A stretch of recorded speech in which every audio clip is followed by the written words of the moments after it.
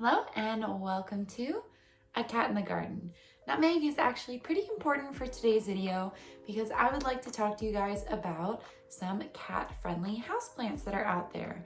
This isn't the biggest issue for me because I got very lucky and all of my cats are not interested in houseplants at all. Really any plants. The only issue that I really run into with Nutmeg is that he'll eat grass outside, but none of them will touch any houseplant, and I think that is the best way to go about it, just because I love so many different types of houseplants, is to just kind of create this culture where they don't care. Even when I got Saffron, she just never showed any interest in the houseplants, and I think just not making a big deal about the plants, just kind of having them as something that are there as a constant, really helped. I never have to worry about it. They can be unsupervised in my plant room, anywhere in the house. He can be unsupervised outside, and they just don't care about the plants. But I know if you have like a little rambunctious kitten, or you rescue an older cat that just doesn't understand sort of those sorts of rules, that you really do need to worry about pet-friendly houseplants. So I have a few. There's not as many in my collection as there are out there. There are gonna be some plants that I don't mention, but that's totally okay.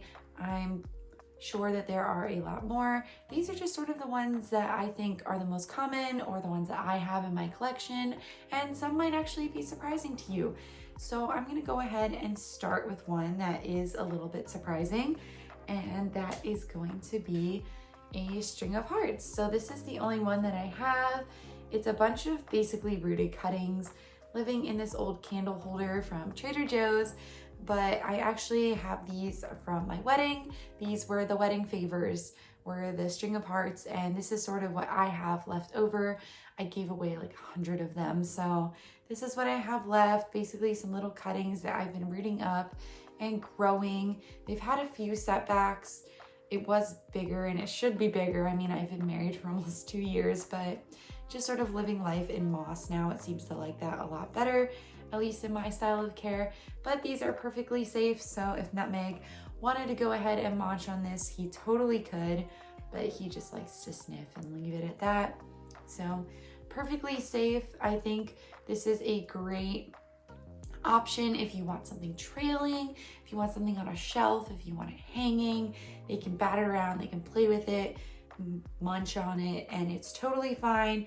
And you have some options with the Ceropagia genus. They're all going to be kind of thin and frail looking like the string of hearts is, but you do have a few colorful options. So I think that this is definitely a must if you are a pet owner.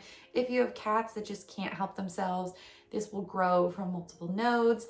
It propagates easily, and it'll recover quickly if your cat decides to turn it into a little snack. The next plant or types of plants is going to be one that is personally a favorite of mine, and that is going to be Calathea and Maranta.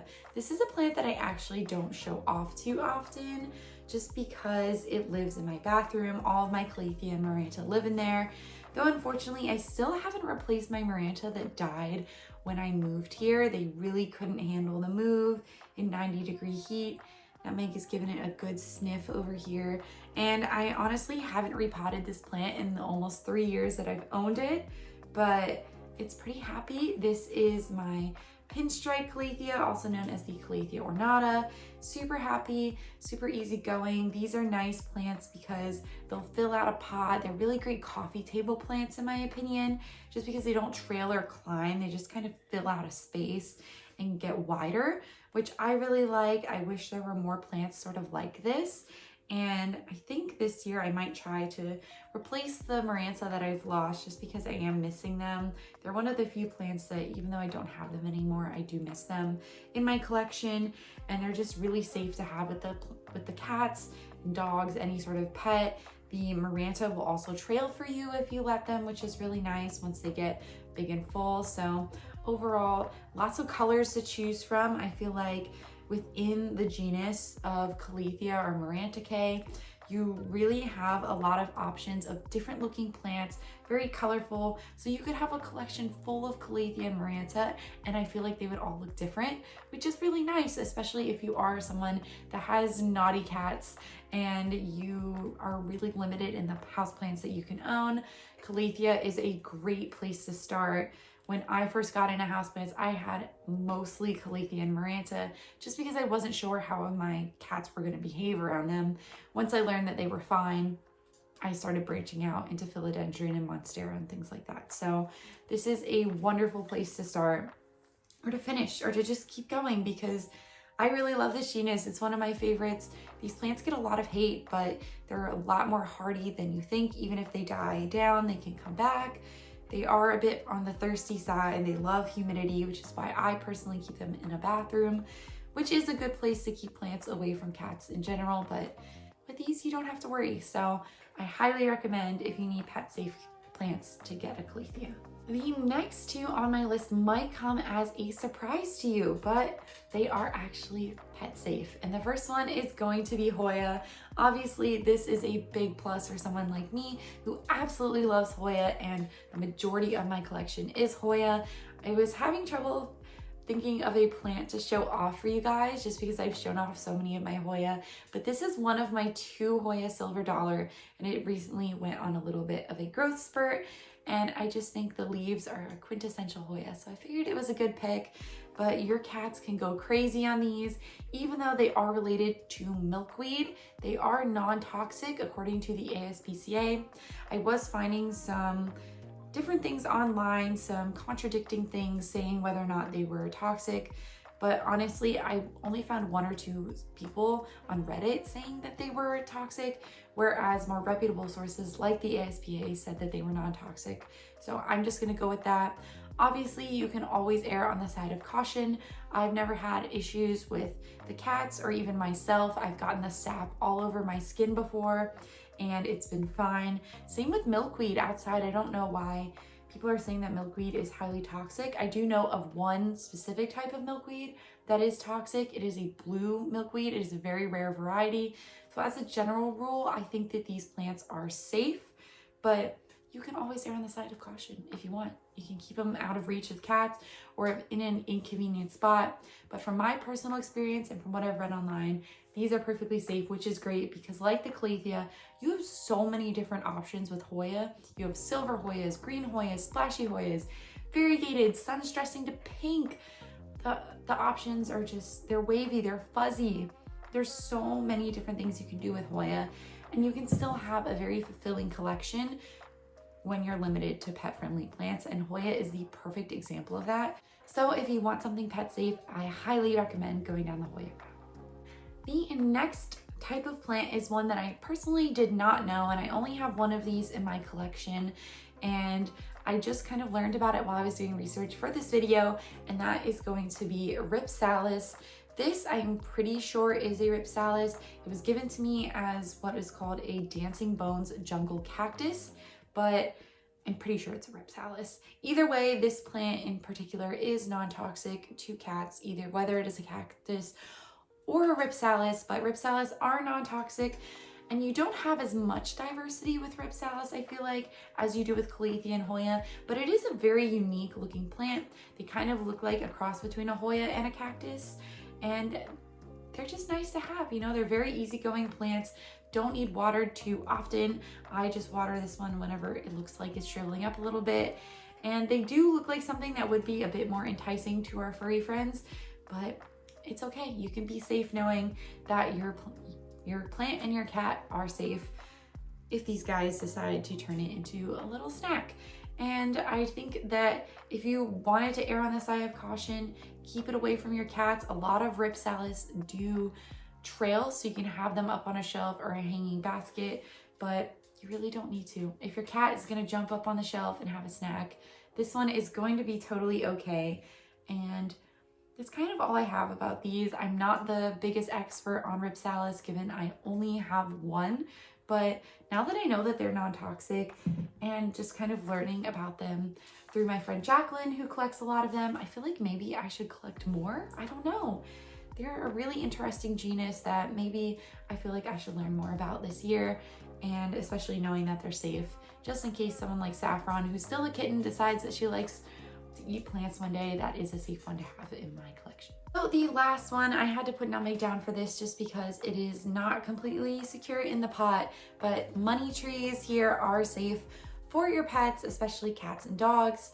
And there's not too much variety with money trees, unfortunately. You kind of get the cluster leaf look. You do have a little bit of variety if you're gonna go for variegates. I have a sport variegated one that comes in green on green and burns off to Hoya. There is a marbly looking one, kind of like a marble queen pothos look.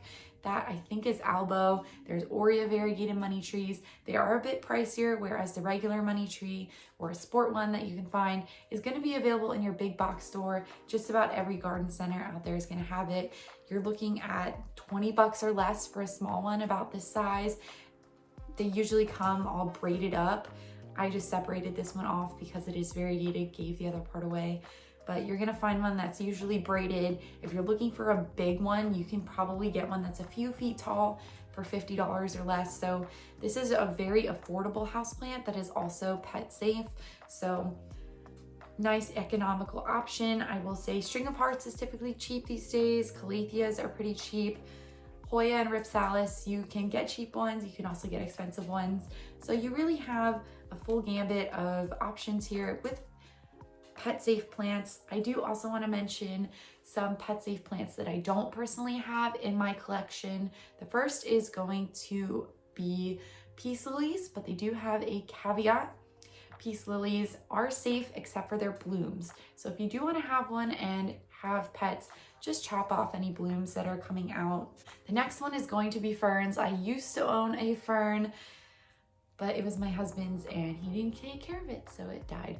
But with ferns, you want to make sure you are getting a true fern. There are plants out there like the asparagus fern, which are not real ferns, and they are indeed toxic to pets. So make sure if you are getting a fern, the lemon button fern is great, maidenhair fern, staghorn fern, all of those are true ferns and they are safe for your pet. Another option that is going to be pet safe is orchids. I do have one orchid, but it is out of bloom right now and it's pretty small, but they are technically safe for pets. I know for the longest time people were saying they weren't, but they are safe. Another option is going to be the holiday cactus. I know many people probably got them for Thanksgiving or Christmas as gifts. They are perfectly safe for your pets. Many cacti and succulents are, not all of them, but many are. So that is a nice safe option, a great gift to give over the holidays if you are into giving plants or receiving plants. And then finally, one that I didn't know that I found out in my research is the cissus genus. So the cissus discolor is a popular one, very nice colorful option. They honestly remind me of the string of hearts a bit. If I can get this one back out, where they just kind of have this fragile look to them. They're very thin stems, thin petioles, and then they do have a thin leaf, very colorful as well. So it does kind of remind me of the string of hearts in a way, kind of related to that in sort of the look and the feel, but all of those plants are going to be safe for your pets. So that is it for our list of plants that are safe for your furry friend. I do want to make some note that I have seen people out there saying that pothos is safe for your pets, but unfortunately it is not. It is only mildly toxic, so it is going to cause some irritation and some vomiting. It is not going to kill your cat or dog, but if you've got cats that are chewing on plants, just keep your pothos away from it. They are not technically safe for your pets. So I wanted to put that out there. I did, in my research, find a lot of plants, surprisingly, that are toxic to pets. So if you guys want me to do a video on that, let me know. I'm thinking maybe I will anyway, just because I did find some surprises in there. But thank you so much for coming along with us and watching this video. If you liked it, make sure to give Nutmeg and I a thumbs up down below and subscribe so you don't miss anything else from us here on the channel. Thanks for watching, and we'll catch you in the next one.